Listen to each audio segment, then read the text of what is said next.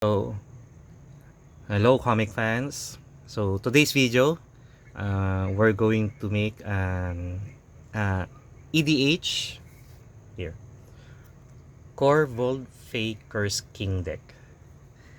So, the first one I did an EDH deck is Ginny Fae, as I remember. So, this one, it's a little bit different because it's a John deck. One of the famous John deck is Corvold. So here, so it has an ability of whenever Corvold Faking enters the battlefield or attacks, sacrifice another permanent. So whenever you sacrifice a permanent, put a +1/+1 counter on Corvold and draw a card.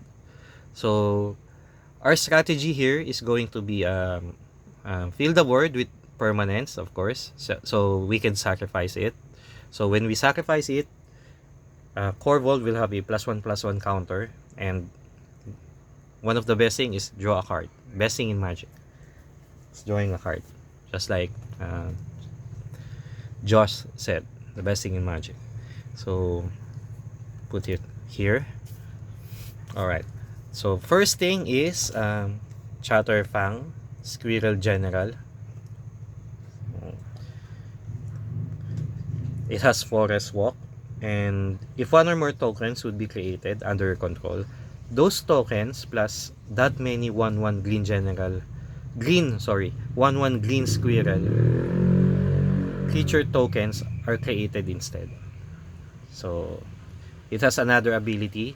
You have to pay a swamp, sacrifice X squirrel, target creature gets +X -X.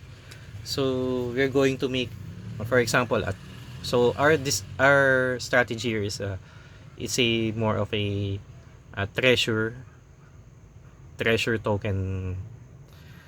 We're going to fill the board with treasure tokens. So we're going to sacrifice a token, and then when you sacrifice a token, you also make a squirrel.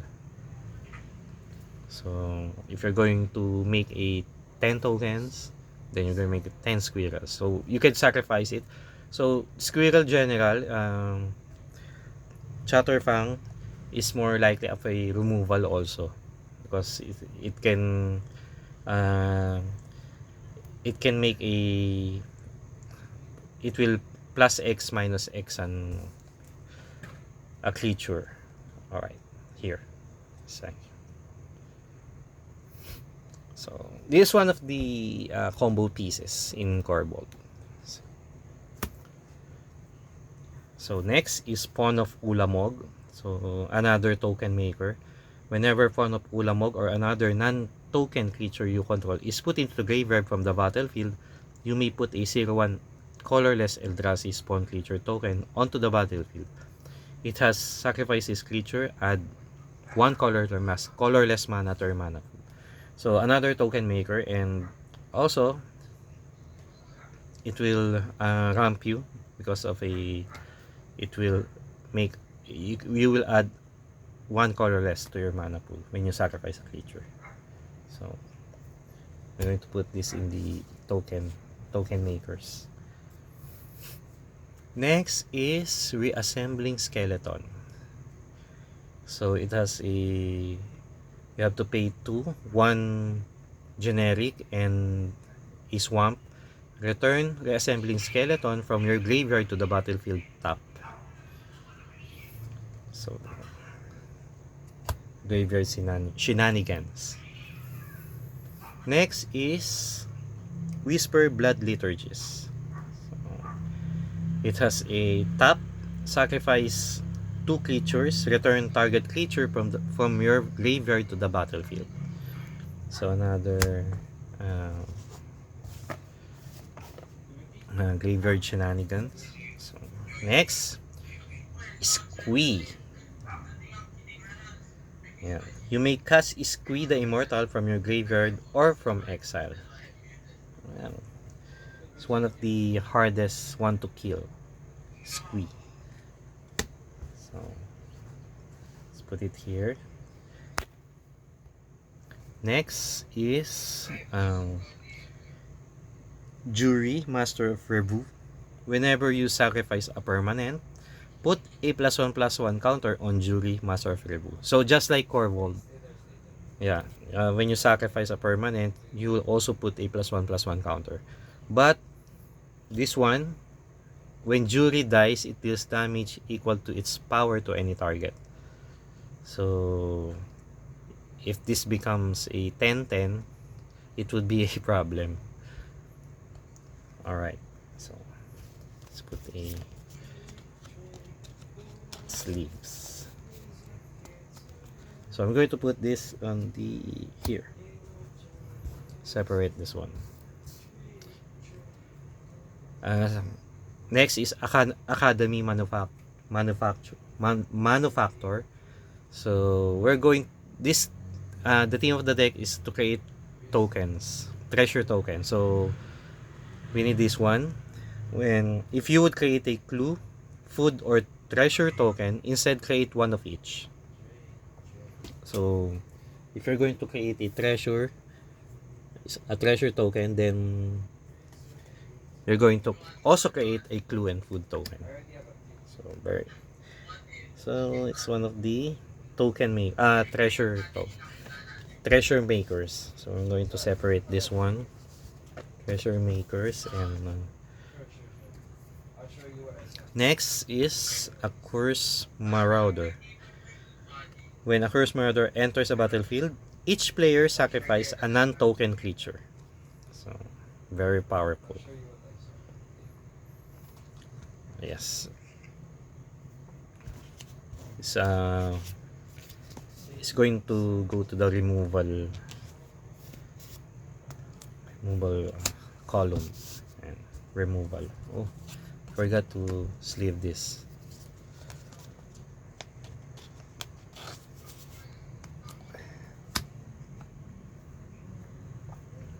So next, one of the classic. So if you're going to make a aristocrat deck, you have to have a blood artist. So whenever blood artist or another creature dies, target player loses 1 life and you gain 1 life. So damage, this one goes to damage dealers. I'm going to put blood artist with Jury.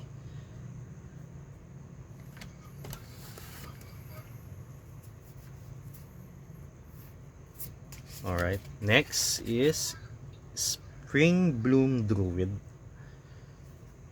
Of course, this is going to be a ramp. So when Springbloom Druid enters a battlefield, you may sacrifice a land. If you do, search your library for up to 2 basic land cards, put them onto the battlefield, tap, then shuffle your library. So this one is ramp. So another sacrifice permanent for Corvold. So next, Caustic Caterpillar. So sacrifice Caustic Caterpillar, destroy target artifact or enchantment. See, removal. So put it here in Accursed Marauder. Next is Ramunap Excavator. So you may play lands from your graveyard. So we're going to play a lot of lands, so we're going to sacrifice also a lot of lands. So because it's counted as permanent, so you might want to have this Ramunap Excavator for all your lands in graveyards, inside the graveyards. So I'm going to put this in the here, Graveyard Shenanigans. So next is Lightning Greaves. So Lightning Greaves is to protect Corvold, of course. Everybody knows it. Protection. I'm gonna put it here. Then Spore Prog. It's another Prevent all combat damage that would be dealt this turn. Sacrifices for prep.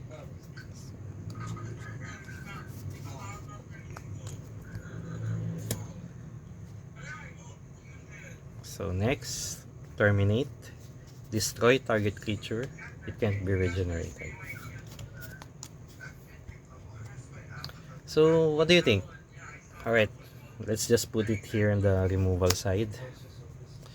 Then, one of the new cards, Insidious Fungus.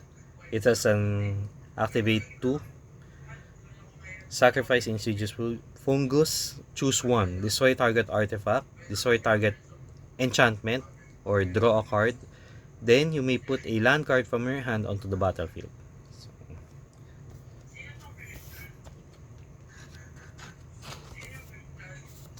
Alright. This one will go to the removal section. Column. Next, Skyfisher Spider enters the battlefield. You may sacrifice another creature. When you do, destroy target non-land permanent. So it's another removal. When it dies, you may gain 1 life for each creature card in your graveyard. If you do, exile this card from your graveyard. Next is Sheoldred. For this one, I'm still thinking if I'm going to include this because I think this would be out of my team. So I don't know. So at the beginning of your upkeep, return target creature card from your graveyard to the battlefield. But it will also help me get some creatures from my graveyard. So I'm still thinking if I'm going to replace this one for a much better because it also has a 7. It's a high CMC mana value C7. Excuse me. Sorry. So at the beginning of each opponent's upkeep, that player sacrifice a creature. So another removal.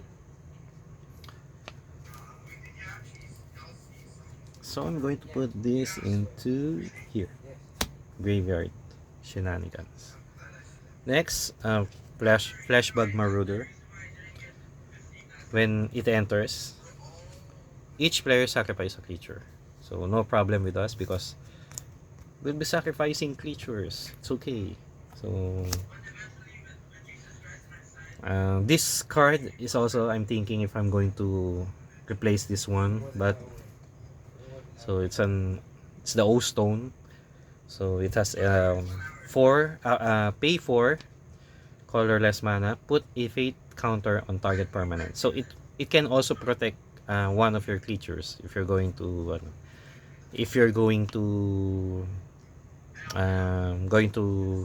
protect something. So when you activate this, it's also a sacrifice Oblivion Stone, but you have to pay 5. Destroy each non-land permanent without a fate counter. So when you cast this, you can, if you have enough mana or treasures, you can put a fate counter on Corvold, and then on your next turn, you could activate this and destroy everything. So put here in the removal side. Next is Culling Ritual. Destroy each non-land permanent with mana value 2 or less. So it can destroy your Soul Ring, right? Or Arcane Signet. So put it here in the removal. Next is Harrow. As an additional cast to cast this spell, sacrifice a land. So when you sacrifice a land, search your library for up to 2 basic land cards, put them onto the battlefield, then shuffle your library. So you can do this on an opponent's turn because it's an instant. So this is very important because lands are permanents also. So when you sacrifice 2 lands, it will make Corvold bigger. So I'm going to put this on the surface. Here.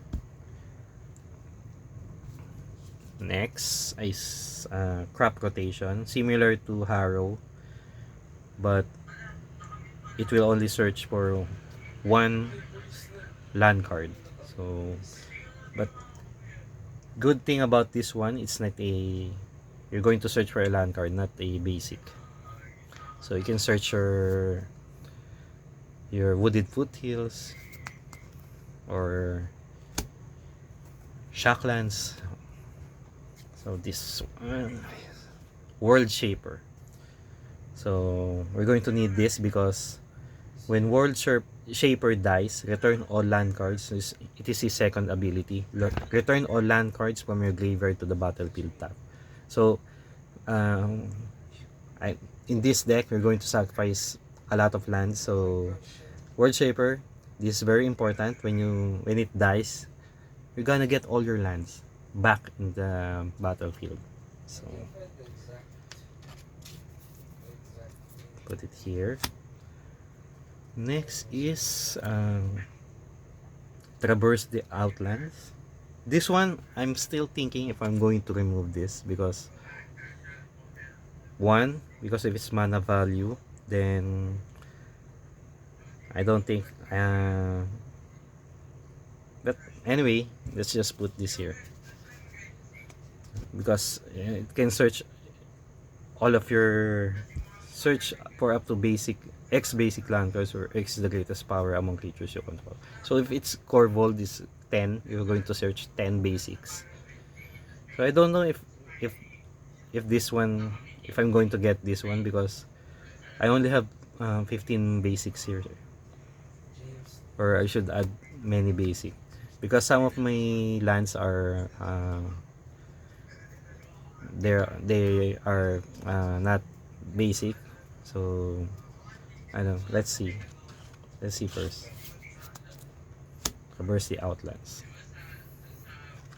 Solemn Simulacrum. So another sacrifice for Corvold, sacrifice pieces. It will also ramp your Wayfarer's Bubble. Another ramp.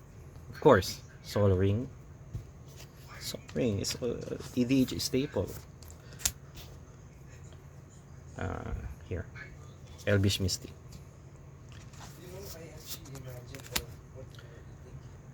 This one is Sakura Tribe Scout.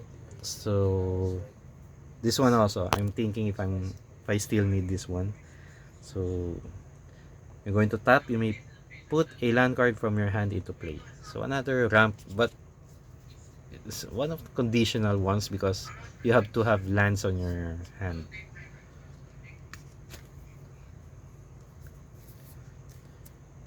Next, Steve. We all know Steve.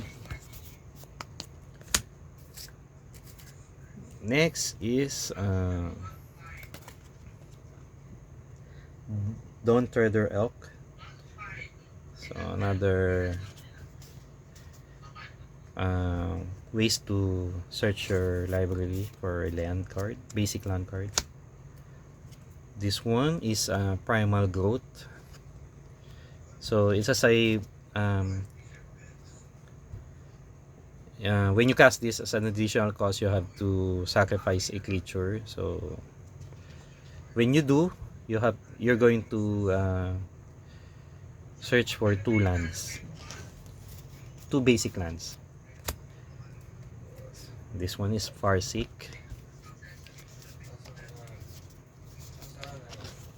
We all know this one. So I think I have so many.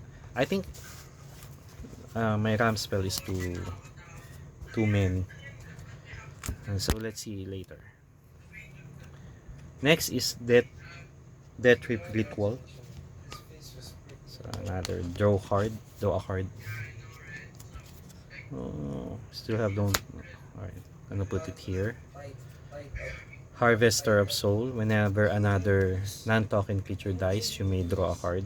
So just like Death Trip Ritual, Death Trip Ritual.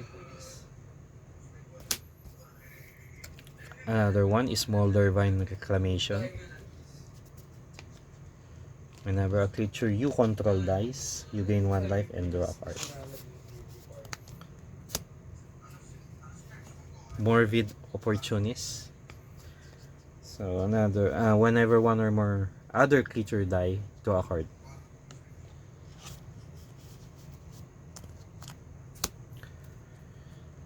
So this one is also it's an equipment, but it will also draw me a lot of cards, and it will also gain me life. So Mass of Griselbrand. Sacrifice outlet. Sacrifice a creature. Reveal cards on top of your graveyard library until you reveal a creature card. Put that card into your hand and the rest on the bottom of your library in a random order. So another sacrifice outlet, but it's also a, for me it's a draw card. Draw card. So natural order, you have to sacrifice a green creature. Search your library for a green creature. So you can search your Chatterfang with this one and Mycolot. So next is Kisig Cage Breaker. So wait, this is a search one, so I'm going to separate this one. Kisig Cage Breakers. Whenever Kisig Cage Breaker attacks, put a 2/2 green wolf creature token onto the battlefield top and attacking for each creature card in your graveyard. So when your graveyard is full of creatures, then it's a token maker. There's very nice synergy here. So where is the token maker? Yeah, this column. Another token maker, Mycolot. Has Devour 2. So when this enters the battlefield, you may sacrifice any number of creatures. So if you have so many creatures, you could sacrifice it all. Then Mycolot will enter with a +1/+1 counter with those sacrifice creatures. So if you sacrifice 5, so it's going to be a 9/9. Has a 5+5 counters. So at the beginning of your keep, create a 1/1 green sapling creature tokens for each +1/+1 counter on Mycolot. So every upkeep you're going to have 5 token makers here. Next, Zendikar Scroll. Another this is a landfall. Whenever a land enters a battlefield under control, put a 2/2 green elemental creature token on the battlefield. Token makers. Next is Poison Tip Archer. So it has Death Touch and Reach. Whenever another creature dies, each opponent loses 1 life. So this one goes to the damage dealer. Mirkwood Bats. Whenever you create or sacrifice a token, each opponent loses 1 life. So this one is one of the important piece here, because whenever you create or sacrifice a token, each opponent loses 1 life. I think this one will hurt Mirkwood Bats. So, Mayhem Devil. Whenever a player sacrifices a permanent, Mayhem Devil deals 1 damage to any target. So again, we'll be sacrificing a lot of creatures and tokens. So this one, I'm also doubtful with this one. Whenever another creature dies, you may put X +1/+1 counters on Crash, where X is that creature's power. So it's just like Corvold. But let's see. So I'm going to put this one to damage dealers. So Mr. Orfeo. Whenever you attack, double target creature's power until end of turn. Damage dealer. So another sacrifice outlet, Goblin Bombardment. We all know what Goblin Bombardment does. So sacrifice a creature. Goblin Bombardment deals 1 damage to any target. So this will go to the damage dealers.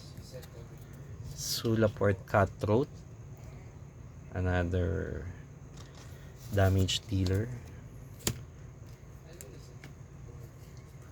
Next, Old Gnawbone, a token maker. Whenever a creature you control deals combat damage to a player, create that many treasure tokens. So if you're going to attack and deal damage, so this one is 7/7. You're going to make 7 treasure if you connect. This one is Gilded Goose. When it enters, create a food token. This is one of the token makers. Prosperous Innkeeper. When it enters the battlefield, create a treasure token. Whenever another creature enters the battlefield under control, you gain 1 die. So it has a built-in Soul Sister. Pitiless Plunderer. Whenever another creature you control dies, create a colorless treasure artifact.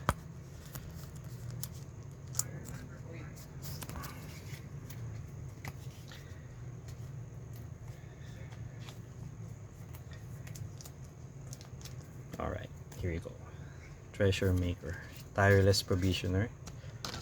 Another Treasure Maker.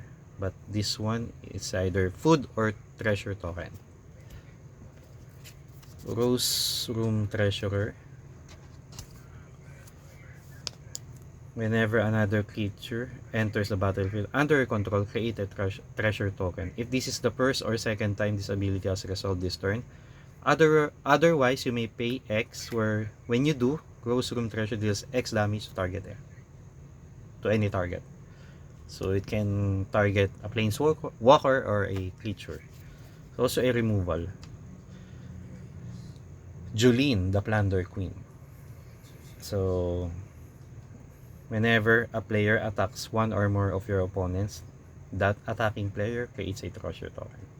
So with this one, your enemy would avoid you to attack you, because if they attack one of your opponents, they will create a treasure token. But I don't think would it benefit me more, but if I'm going to give them a treasure token. I don't know. So, Bootlegger's Stash. Lands you control create a treasure token. So, Professional Face Breaker. So, whenever one or more creatures you control deal combat damage to a player, create a treasure token. Another Treasure Maker. Brass's Bounty. For each land you control, create a treasure token. So if you have 10 lands, you also create 10 treasures. Wow. Next is Balaged Recovery. Return target card from your graveyard to your hand. So very important. It's also a land, but I don't think we're going to use the land side. This one is more important. So Graveyard Shenanigans, put it here. Alright, so we're done with the permanents and instant and sorceries. So next is land. So this one. So I prepared 38 lands because we'll be needing more lands. Alright, so first, Cinderglade. Put it here. Field of Ruin. So this one, you can sacrifice Field of Ruin, destroyed target non-land an opponent control. So if he has a what you call that, the one with that makes mana, Cabal Coppers, you can destroy it. Very useful card. So this one, another sacrifice land in search. Rocky Tar Pit. This is a basic land. 1, 2, 3, 4, 5, 6. 6 mountains.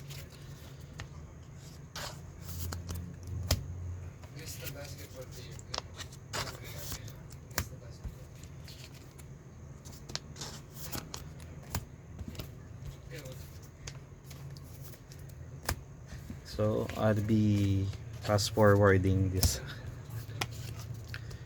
So okay, I think we're done here. So we'll just skip the lands for. So guys, this one, I have a tough choice to make because these are still part of the deck, but I still need to figure out what to cut. So that's the hardest thing in EDH building, because